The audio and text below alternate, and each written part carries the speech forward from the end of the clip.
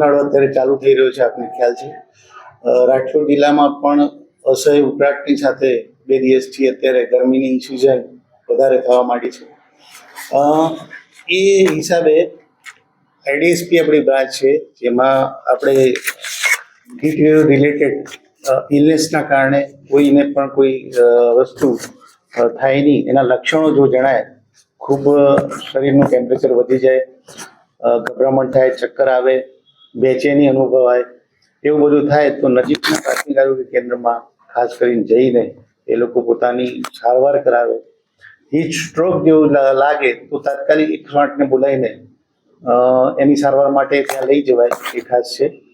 સ્કૂલની અંદર અમે લોકોએ જે છે એક પરિપત્ર કર્યો છે ડિસ્ટ્રિક્ટ પ્રાઇમરી એજ્યુકેશન ઓફિસર અને મારી બંનેની સહીથી, કે ભાઈ સ્કૂલમાં જે છે એ થોડુંક શેડિંગ, જો કદાચ બાળકો રમતા હોય બપોરના ભાગમાં તો એ લોકો શેડિંગ જો કરી રાખે સ્કૂલમાં, આપણે જે ગ્રીન ક્લોથ હોય એનાથી, તો એને સારું રહે. થોડું પીવાના પાણીમાં જે ઠંડુ પાણી છે એ થોડુંક અવેલેબલ હોય. ORS કોર્નર બનાવી દે સ્કૂલોમાં બી, કે કદાચ કોઈને ડિહાઇડ્રેશનના લક્ષણો જણાય તો તરત જ ORS કોર્નર જે હોય ત્યાં જઈને બાળકને આપણે એ પાણી પીવડાવી શકીએ, જેનાથી ડિહાઇડ્રેશન ન થાય. સાથે સાથે આપણે જે ઇન્ડસ્ટ્રીયલ એરિયા વધારે છે અહીંયા, તો ઇન્ડસ્ટ્રીયલ એરિયાની અંદર પણ આપણે એક સૂચના આપેલી છે કે ત્યાં જે મોટા મોટા કુલિંગ ફેન હોય છે એ એક લગાવવાના છે. સાથે સાથે શેડ એક લગાવે કે જ્યાં જ્યાં હીટ પ્રોડ્યુસ વધારે થતી હોય જે ઇન્ડસ્ટ્રીમાં, ત્યાં પીવાનું જે ઠંડુ પાણી છે અને ત્યાં પણ ORS કોર્નર રાખે કે કદાચ કોઈને ડિહાઇડ્રેશન વધારે થયું હોય તો એ પણ આપણે કરી શકીએ.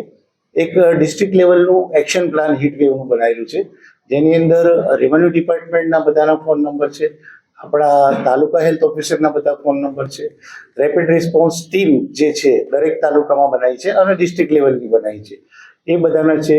108ની જે ડિટેલ છે એ પણ છે. એની સાથે સાથે આપણા જે આશા બહેનો છે એ ઇન્ફોર્મર તરીકે કામ કરશે દરેક જગ્યાએ, કે 1000ની વસ્તી એક આશા હોય છે, તો આશાઓનું સેટકોમ દ્વારા આપણે એ લોકોને જાણ કરી છે કે ભાઈ લૂ લાગવાના લક્ષણો અને બધું શું છે. સબ સેન્ટરની ઉપર ડિસ્પ્લે કરવામાં આવ્યા છે કે લૂના લક્ષણો શું છે અને એનાથી કઈ રીતે બચી શકાય.